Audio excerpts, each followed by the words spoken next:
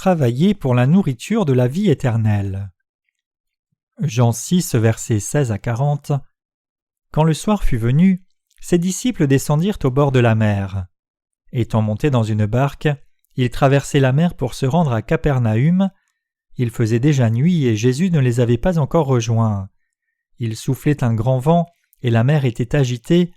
Après avoir ramé environ 25 ou 30 stades, ils virent Jésus marchant sur la mer et s'approchant de la barque, et ils eurent peur. Mais Jésus leur dit « C'est moi, n'ayez pas peur ».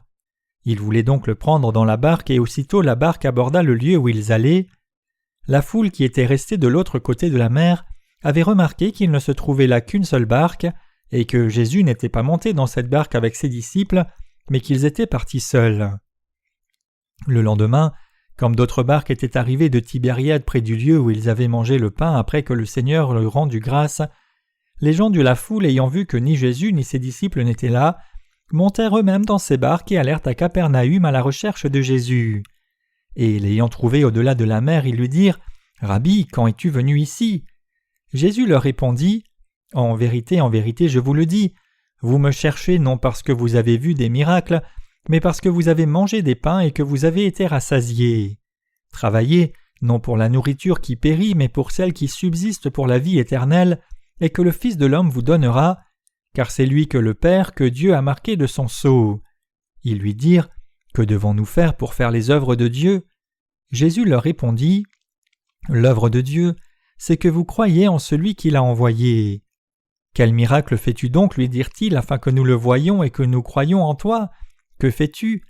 Nos pères ont mangé la manne dans le désert selon ce qui est écrit, il leur donna le pain du ciel à manger.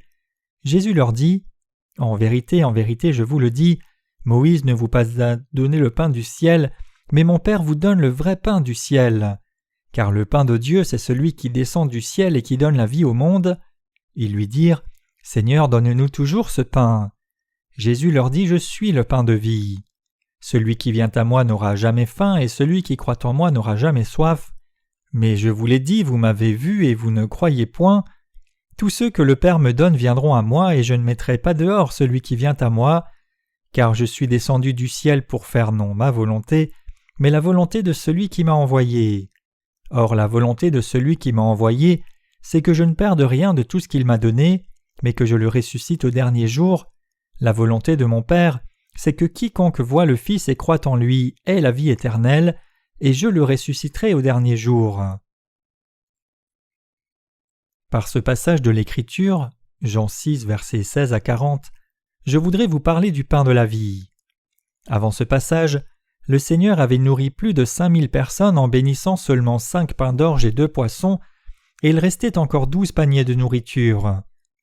Comme Jésus a guéri beaucoup de malades pendant qu'il était sur cette terre, des foules le suivaient partout. En d'autres termes, Jésus avait désormais un fan club. Avec son fan club qui croissait, Jésus était la véritable superstar de cette époque. Il avait d'innombrables fans, des enfants aux adultes, hommes et femmes.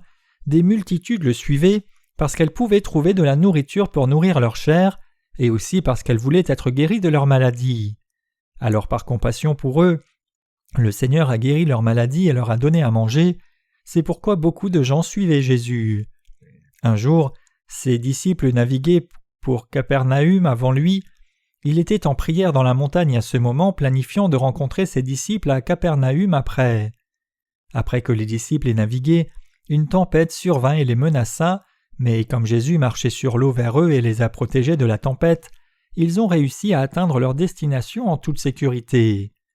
Pendant ce temps, les gens étaient à la recherche de Jésus, mais ils ne pouvaient pas le trouver, car ils ne s'étaient pas rendus compte qu'il avait traversé pour Capernaüm. Alors ils l'ont demandé et l'ont cherché partout. Quand ils l'ont trouvé, ils lui ont dit qu'ils avaient été à sa recherche et lui ont demandé « Rabbi, étais-tu ici ? Quand es-tu venu ici ?» Jésus leur dit alors des choses spirituelles. Il est écrit en Jean 6, versets 26 à 27 « En vérité, je vous le dis, vous me cherchez non parce que vous avez vu des miracles, mais parce que vous avez mangé des pains et que vous avez été rassasiés. Travaillez, non pour la nourriture qui périt, mais pour celle qui subsiste pour la vie éternelle, et que le Fils de l'homme vous donnera, car c'est lui que le Père, que Dieu a marqué de son sceau. » Jésus savait que les gens qui le suivaient étaient encore venus le chercher juste pour avoir de la nourriture pour leur chair, et ainsi il leur a dit « Travaillez, non pour la nourriture qui périt, mais pour celle qui subsiste pour la vie éternelle. » Notre Seigneur est venu sur la terre comme le Fils de Dieu né dans la chair de l'homme, et il a dit aux gens qu'il leur donnerait personnellement de la nourriture impérissable. Ainsi, le Seigneur leur a dit de ne pas œuvrer pour la nourriture périssable, mais pour la nourriture qui dure pour la vie éternelle, et il leur a dit qu'il leur donnerait lui-même cette nourriture impérissable. Et se référant à lui-même, Jésus a dit que Dieu le Père a mis son sceau sur lui, le Fils de Dieu. En d'autres termes, Jésus leur dit que Dieu le Père a décidé de donner le pain de la vie éternelle à tous, mais seulement par le Seigneur. Aux chrétiens de nos jours qui ne cherchent que des bénédictions charnelles. Les gens à l'époque étaient intrigués par les déclarations de Jésus, car ils étaient plus intéressés par le pain de la chair. Ils pensaient que le Seigneur aurait compassion d'eux et une fois de plus, qu'il bénirait de la nourriture pour les nourrir avec du poisson et du pain, mais le Seigneur leur a dit d'œuvrer pour la nourriture de la vie éternelle. Donc ils ne pouvaient pas s'empêcher d'être déçus. De plus, Jésus a dit qu'il allait donner lui-même le pain qui dure pour la vie éternelle, et ainsi ces gens qui le suivaient partout ne pouvaient pas s'empêcher de lui demander davantage de détails. Alors ils demandèrent à Jésus « Seigneur, tu nous as dit d'œuvrer pour la nourriture qui dure pour la vie éternelle, mais que devons-nous donc faire pour faire l'œuvre de Dieu ?» Le Seigneur leur répondit alors « L'œuvre de Dieu, c'est que vous croyiez en celui qui l'a envoyé. » Le Seigneur a dit de croire en celui que Dieu a envoyé, c'est cela l'œuvre de Dieu. En d'autres termes, puisque Jésus a été envoyé sur la terre par Dieu le Père, et qu'il est celui qui devait effacer les péchés des gens et leur donner la vie éternelle, Jésus a dit que l'œuvre de Dieu c'est de croire en celui qu'il a envoyé. Croire en celui que Dieu a envoyé, c'est cela l'œuvre de Dieu. Toutefois, ceux qui écoutaient ce que Jésus disait étaient intrigués par ces déclarations, puisque Jésus leur avait dit d'œuvrer pour la nourriture qui dure pour la vie éternelle, et c'est pourquoi ils lui ont demandé ce qu'ils devaient faire. Jésus leur dit que croire en celui que Dieu a envoyé, c'est cela l'œuvre de Dieu. Notre Seigneur voulait sincèrement que les gens obtiennent le pain de la vie éternelle en croyant en lui. Alors le Seigneur dit de manière très explicite « Si vous croyez en moi, vous recevrez la vie éternelle, je viens vous donner le pain de la vie éternelle. » Toute la multitude lui demanda alors à l'unisson « Quel signe feras-tu afin que nous puissions voir et croire en toi ? Qu'est-ce que tu es en train de faire sur cette terre ? Que fais-tu pour que nous le voyions afin que nous puissions croire ? Quels sont les signes et les miracles que tu vas faire ? Comme nous le savons, nos ancêtres ont mangé la manne dans le désert car il est écrit « Il leur donna le pain du ciel à manger ». Peux-tu faire de telles choses ? Tu dis que croire en celui que Dieu a envoyé du ciel c'est cela l'œuvre de Dieu, mais peux-tu vraiment effectuer une telle œuvre miracle ? Alors notre Seigneur leur a dit « en vérité, je vous le dis, Moïse ne vous a pas donné le pain du ciel, mais mon Père vous donne le vrai pain du ciel, car le pain de Dieu, c'est celui qui descend du ciel et qui donne la vie au monde. » Jean 6, versets 32 à 33. En d'autres termes, Jésus disait « Ce n'est pas Moïse qui vous a donné le pain du ciel, Moïse ne vous a donné que la nourriture de la chair. Dieu avait fait tomber la manne quand Moïse a prié, mais c'était le pain de la chair. Seul mon Père vous donne le vrai pain du ciel, et le pain de Dieu c'est celui qui descend du ciel et donne la vie au monde. Cela veut dire que Jésus lui-même est le pain vivant venu du ciel, que Dieu le Père a envoyé pour donner la vie aux gens. Jésus a dit qu'il était le pain de la vie éternelle. Ils ont alors dit à Jésus « Donne-nous toujours ce pain. » Le Seigneur leur a dit « Je suis le pain de vie, celui qui vient à moi n'aura jamais faim, et celui qui croit en moi n'aura jamais soif. » Jean 6, verset 35. Nul autre que notre Seigneur n'est le pain de vie même, donc aujourd'hui, je voudrais vous parler de ce pain de vie. Jésus a dit que c'est lui-même qui est le pain de vie. Puisque Jésus est le pain de vie, il nous dit de manger le pain de vie par la foi. Si vous mangez la chair de Jésus et buvez son sang en croyant dans l'évangile de l'eau et de l'esprit, alors vous recevrez la rémission de vos péchés et la vie éternelle. C'est pourquoi le Seigneur a dit « Celui qui vient à moi n'aura jamais faim, et celui qui croit en moi n'aura jamais soif. » Jésus a dit toutes ces choses en référence à lui-même. Le corps de Jésus est devenu notre pain de vie. Ce que nous pouvons comprendre maintenant, c'est que Jésus est devenu le pain de vie pour nous. Le Seigneur est le véritable pain de la vie. Jésus est le vrai pain de vie qui, en nous faisant manger sa chair, nous a permis d'obtenir la vraie vie. Le fait qu'il se soit décrit comme ce pain signifie qu'il est venu sur la terre incarné dans un être humain, a accepté tous les péchés de l'humanité sur son corps en recevant son baptême de Jean-Baptiste et a effacé tous nos péchés. Alors le Seigneur dit qu'il a effacé nos péchés en étant baptisé et que parce qu'il a également porté la condamnation de nos péchés, il est devenu notre Sauveur. Le Seigneur dit qu'il est le pain de vie. Jésus est devenu le pain de vie pour nous tous. Tous ceux qui ont mangé la manne sont morts, et tous ceux qui ont bu l'élixir de longue vie dans ce monde sont aussi décédés. Cependant, le Seigneur a délivré du péché et de la mort tous ceux qui croient qu'il est venu sur cette terre, incarné dans un être humain, a été baptisé par Jean-Baptiste pour prendre sur lui nos péchés et les a tous effacés sur la croix.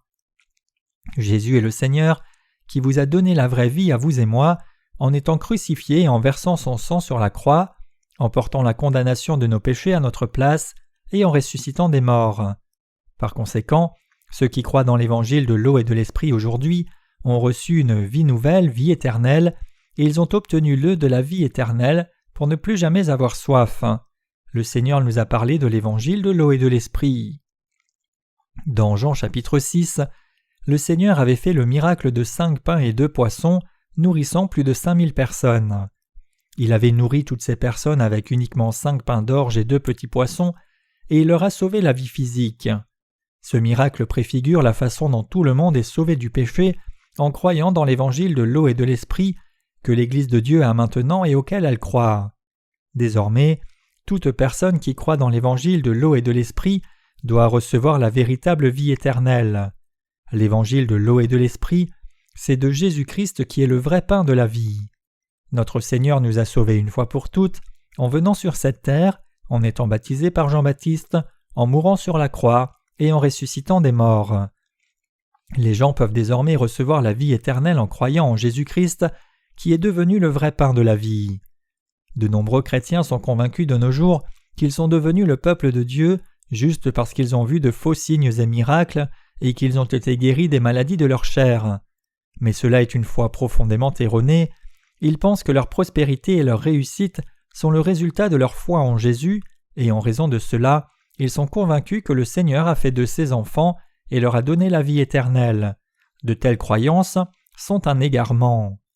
Le Seigneur dit dans Jean 6, verset 37 « Tous ceux que le Père me donne viendront à moi, et je ne mettrai pas dehors celui qui vient à moi. » Qui sont donc ces gens que Dieu a véritablement envoyés à Jésus-Christ ?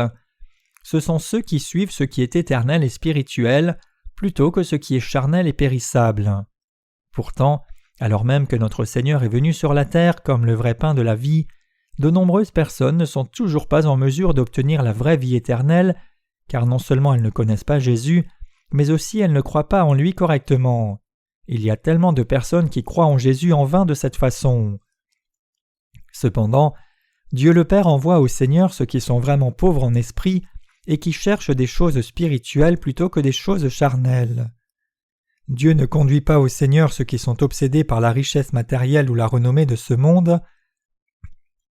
Dieu conduira ceux qui sont véritablement désolés devant Dieu pour leurs péchés, qui savent qu'ils sont condamnés à l'enfer à cause de ces péchés et qui souhaitent être remis de ces péchés par Dieu.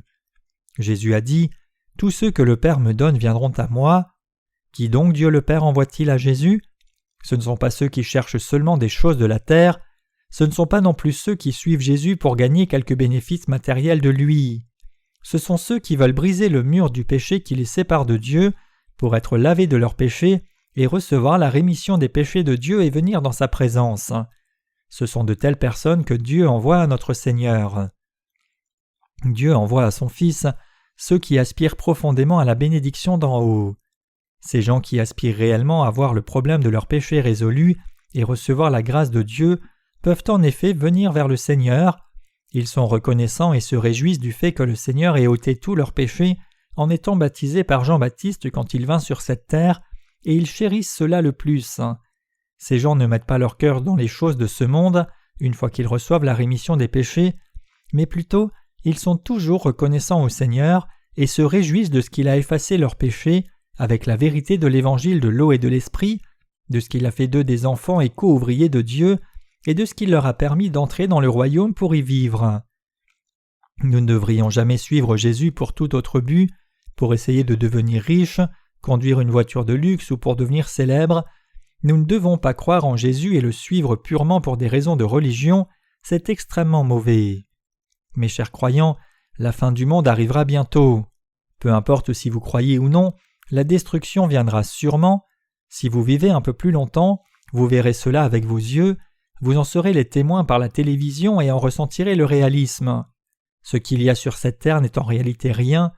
Des choses telles que votre renommée, votre richesse, vos enfants et vous-même ne sont pas si importantes.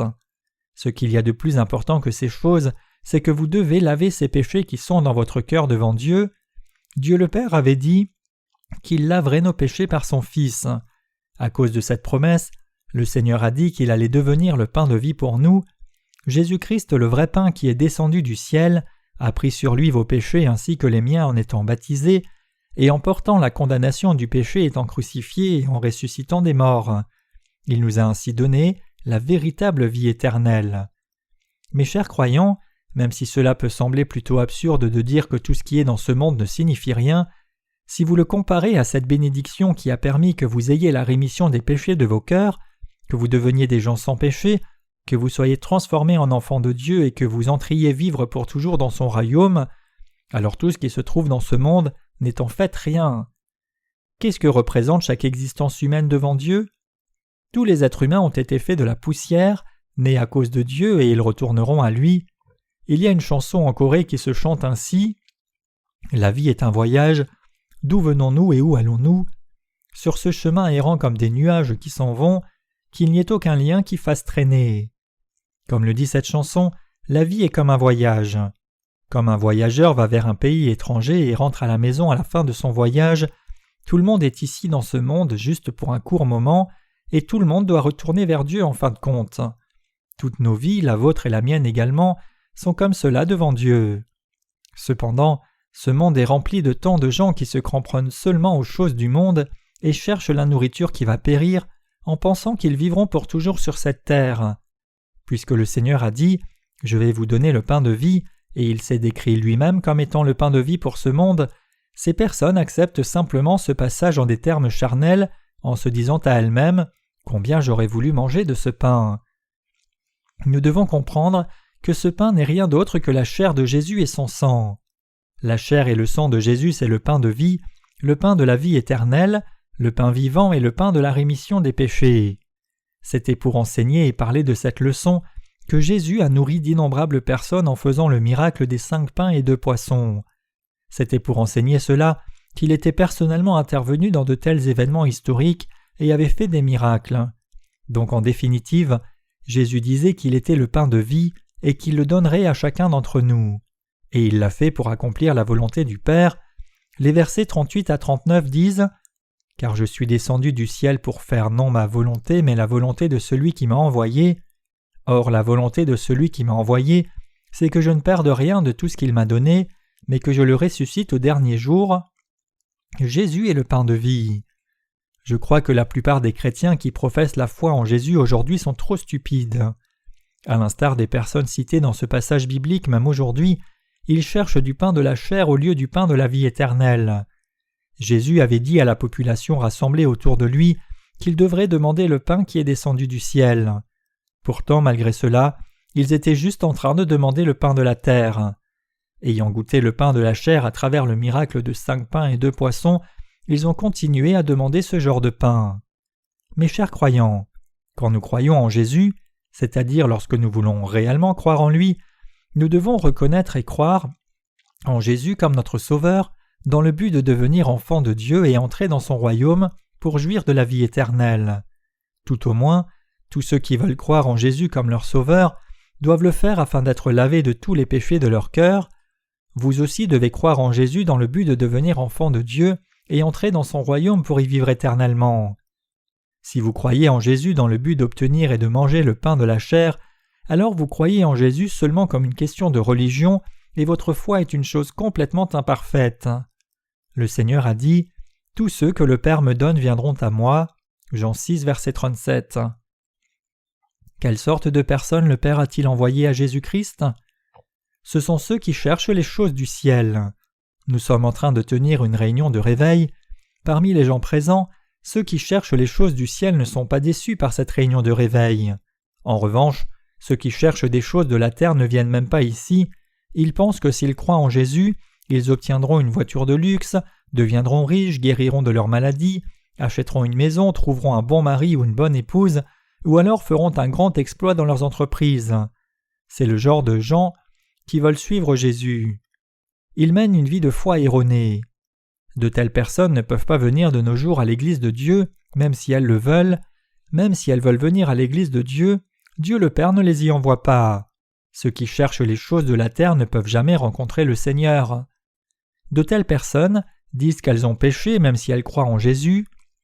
Ces chrétiens savent eux-mêmes qu'ils sont condamnés par Dieu pour leurs péchés. Tout le monde sait s'il existe du péché dans son cœur ou pas. Les gens savent qu'ils devront faire face à la condamnation de Dieu à cause de leurs péchés.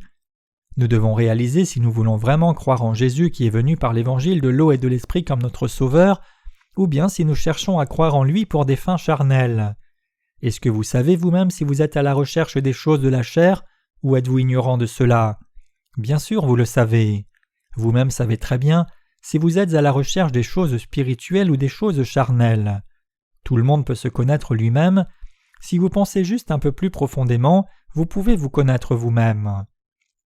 Parce que chacun a à la fois un corps et une âme, si quelqu'un est piégé dans sa propre chair, il est plus que capable de se rationaliser lui-même. Toutefois, nous croyons en Jésus afin de recevoir la rémission des péchés dans nos cœurs, pour devenir des enfants de Dieu et des gens sans péché, et entrer et vivre dans son royaume. Vous ne devez jamais croire en Jésus pour obtenir une sorte de bénédiction terrestre. C'est comme si vous vous languissiez d'avoir la bénédiction de cette terre tout en professant le bouddhisme, certains esprits de la montagne, le confucianisme ou le chamanisme. Si c'est pour cette raison que vous croyez en Jésus, vous ferez mieux de penser à autre chose qu'à la foi chrétienne. Jésus est le Sauveur qui nous a sauvés des péchés du monde.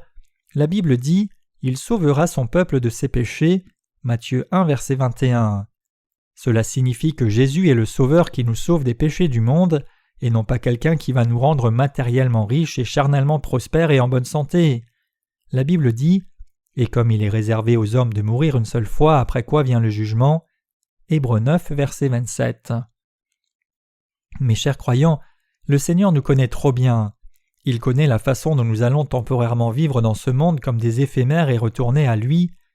Alors pendant qu'on vit encore sur cette terre, chacun doit chercher à obtenir le pain de la vie éternelle qui ne périt pas, et tout le monde doit manger ce pain et laver les péchés de son cœur. Mais comment pouvez-vous laver vos péchés? Pour trouver la réponse à cette question, vous devez penser uniquement à la façon dont vous pouvez être réconcilié avec Dieu, sans associer toute autre chose comme la gloire ou de l'argent dans votre relation avec Dieu. Pour aller à Dieu, pour être approuvé par lui et pour être entier devant sa présence, que devons-nous faire? Nous devons recevoir la rémission des péchés. Pourrions-nous alors être lavés de nos péchés si nous nous efforçons nous-mêmes? Non, ce n'est pas possible. Que devons-nous faire alors? Le Seigneur dit qu'il nous donnera le pain de vie.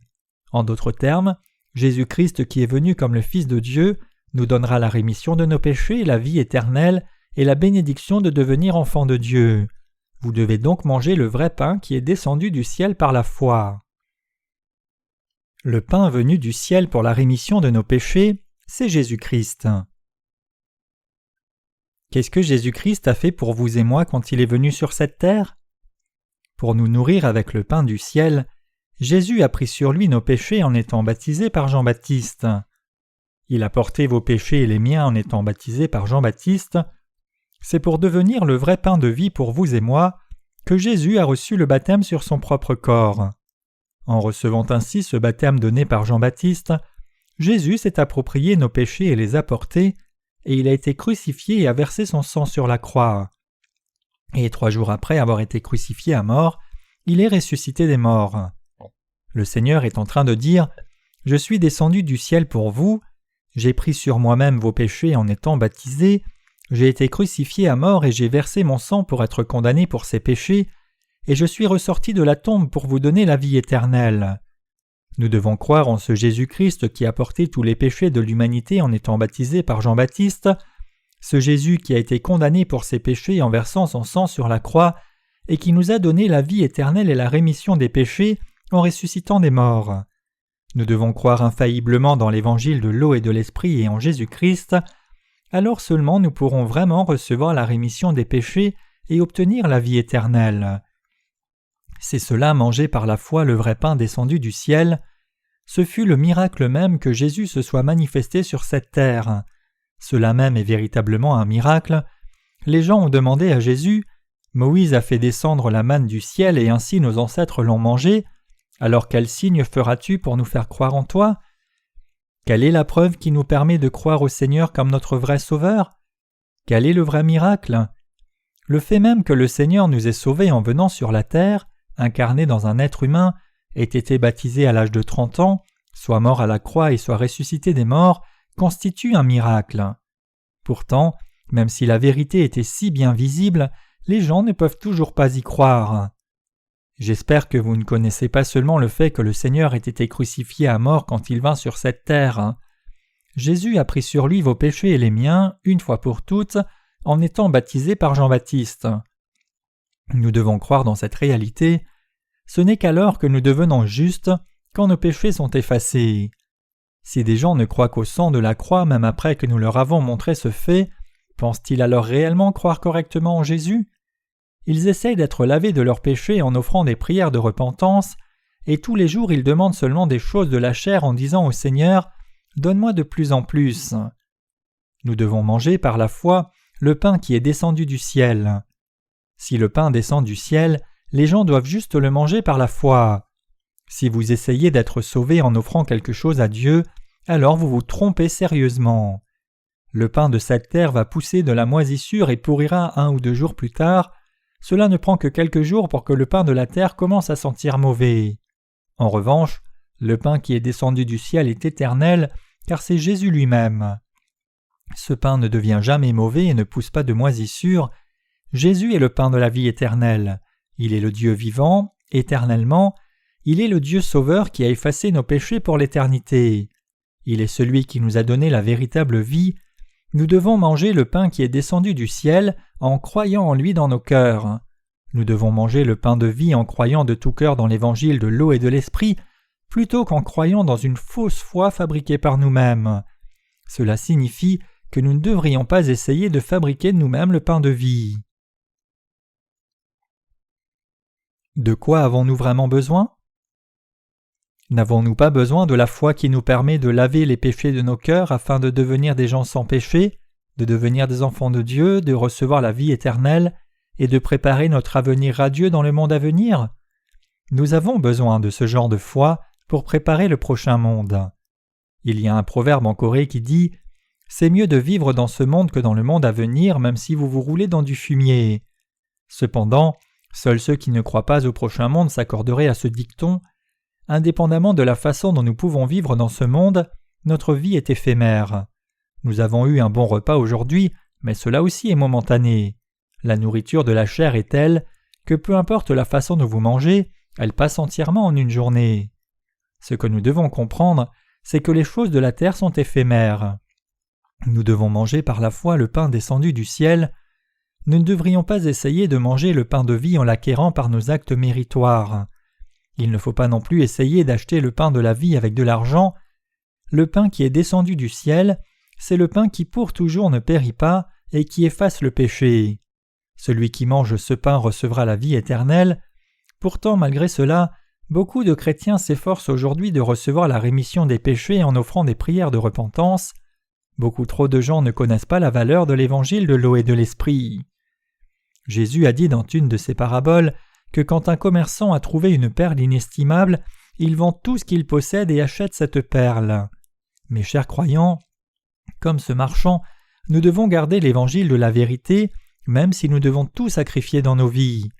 Nous devons croire en l'incroyable vérité du salut, que Jésus-Christ, le vrai pain de vie qui est descendu du ciel, nous a sauvés du péché en venant sur cette terre, en se faisant baptiser par Jean-Baptiste, en mourant sur la croix et en ressuscitant des morts. Cette foi n'est-elle pas digne qu'on s'y accroche et qu'on la défende ? Bien sûr que si. Parce que le pain qui est descendu du ciel est plus précieux que le pain de vie, nous qui avons mangé de ce pain pouvons sourire et toujours remercier Dieu. Nous qui croyons dans l'évangile de l'eau et de l'esprit, pouvons mener une vie spirituelle tout le temps. Nous pouvons toujours sourire, même dans notre souffrance, nous pouvons encore trouver le confort et même alors que nous n'avons rien dans ce monde, nous pouvons encore trouver une réelle satisfaction. Nous sommes en mesure d'être réellement satisfaits dans le corps et l'esprit, et c'est entièrement à cause de Jésus que nous avons une véritable joie et de la satisfaction. Aujourd'hui, parmi ceux qui ont rencontré le Seigneur, il y a des gens qui ne placent pas toute leur foi en Jésus. Si nous voulons recevoir la rémission des péchés de Dieu, être lavés de nos péchés et avoir la foi pour entrer dans le ciel en croyant dans l'évangile de l'eau et de l'esprit que le Seigneur nous a donné, alors il faut vendre tout ce que nous avons et tout parier sur Jésus-Christ. Pour ce faire, nous devons rejeter toutes les connaissances imparfaites que nous avons accumulées jusqu'à présent. Nous devons nous rendre compte, ce que j'ai connu jusqu'à présent n'est rien, ce genre de connaissances c'est comme des ordures. Il y a une grande différence entre l'évangile de l'eau et de l'esprit et ce que vous avez pu connaître jusqu'à présent, mais votre connaissance est-elle comparable à l'évangile de l'eau et de l'esprit ? Toute connaissance erronée en dehors de l'évangile de l'eau et de l'esprit n'est même pas digne d'être comparée à la connaissance de la vérité. Qu'y a-t-il à comparer ? Ces connaissances vont toutes périr et disparaître, et elles seront corrompues avec le temps. Notre Seigneur est venu sur cette terre pour devenir le pain de vie pour nous, et en se faisant baptiser par Jean-Baptiste, il a porté nos péchés et il les a effacés une fois pour toutes. C'est parce que Jésus a pris sur lui tous nos péchés une fois pour toutes en se faisant baptiser que les péchés de mon cœur et de votre cœur ont été ôtés, et c'est ainsi que ceux qui croient en cet évangile de l'eau et de l'esprit ont obtenu la rémission de leurs péchés. Et vous alors, les péchés de votre cœur ont-ils été ôtés ? Mes chers croyants, nous ne devons pas croire en Jésus-Christ selon nos propres pensées, mais nous devons croire en lui par l'évangile de l'eau et de l'esprit. Ce n'est qu'à ce moment que notre foi sera bonne devant Dieu. C'est alors seulement que Dieu le Père nous dira « Vous êtes qualifiés pour croire en mon Fils ». C'est sur ces personnes que Dieu fait descendre la pluie de l'évangile de l'eau et de l'esprit et donne ses bénédictions. C'est à ceux qui ont faim de justice, qui sont pauvres en esprit et qui se lamentent sur leurs péchés, que Dieu donne l'évangile de l'eau et de l'esprit. Pour tous les autres, Dieu le Père dit qu'ils ne sont pas qualifiés pour croire en son Fils. Jésus a fait cela pour aucune autre raison que celle de nous donner la vie éternelle à vous et moi. Le Seigneur a dit « Or, la volonté de celui qui m'a envoyé, c'est que je ne perde rien de tout ce qu'il m'a donné, mais que je le ressuscite au dernier jour. » Jean 6, verset 39.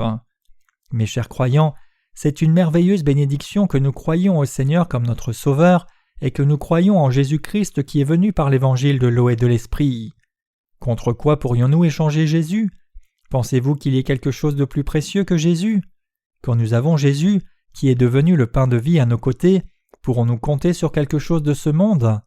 En devenant le pain de vie pour nous, Jésus nous a donné à vous et à moi la rémission des péchés et la vie éternelle. Il est maintenant en train de dire que celui qui mange sa chair et boit son sang aura son avenir garanti. Il dit « J'ai tout préparé pour vous dans le ciel ».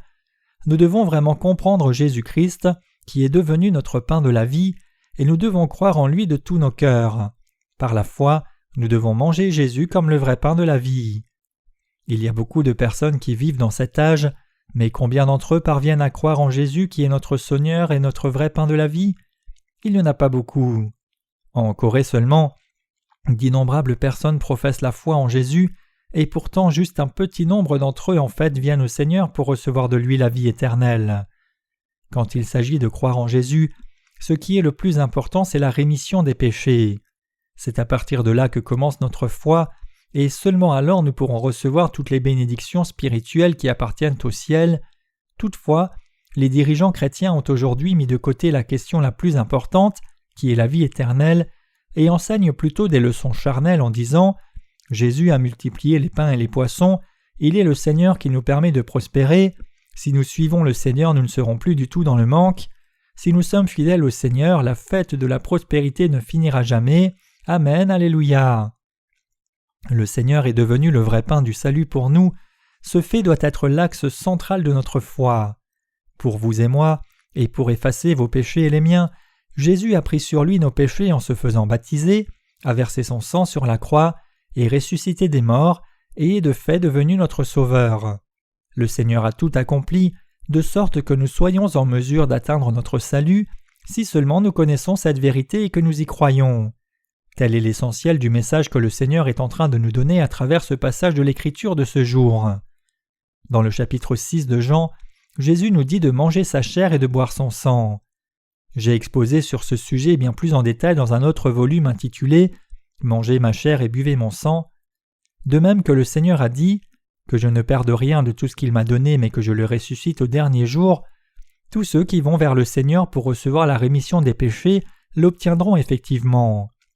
Mais ceux qui vont au Seigneur pour tout autre but seront tous abandonnés. Mes chers croyants, quoique la foi spirituelle et la foi charnelle puissent se ressembler dans leur apparence extérieure, il y a une énorme différence. Même si tous les chrétiens peuvent sembler croire en Jésus extérieurement, le but d'une foi spirituellement orientée est fondamentalement différent de celui d'une foi charnellement orientée, et donc il y a une énorme différence entre ces deux types de foi. Quoi qu'il en soit, nous devons connaître et croire Jésus-Christ, qui constitue le vrai pain qui est descendu du ciel. Et nous devons également nous rendre compte et croire que parce qu'il nous a donné une nouvelle vie, notre âme et notre corps seront ressuscités et vivront avec le Seigneur pour toujours. En ce moment où la grande tribulation est imminente, ceux qui croient en ceci servent l'Évangile par la foi et vivent chaque jour dans l'espérance. Je rends grâce à Dieu, car je crois que je vais en effet être ressuscité au dernier jour et vivre éternellement. Toute personne qui croit dans l'Évangile de l'eau et de l'Esprit a obtenu la vraie vie éternelle et a reçu la rémission du péché. Je rends grâce au Seigneur de nous avoir donné du pain spirituel afin que nous puissions vivre éternellement. Amen.